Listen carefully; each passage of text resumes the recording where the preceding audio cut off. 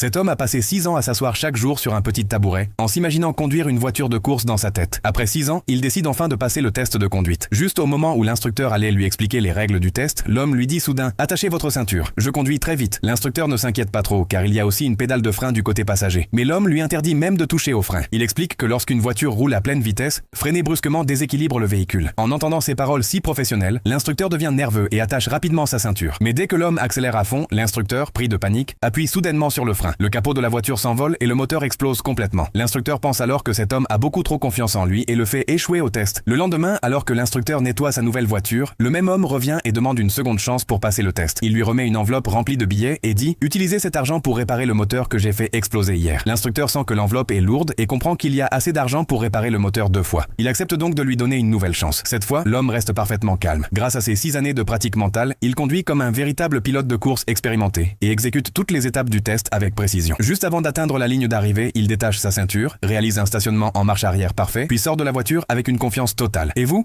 êtes-vous aussi entraîné avant de passer votre test de conduite ?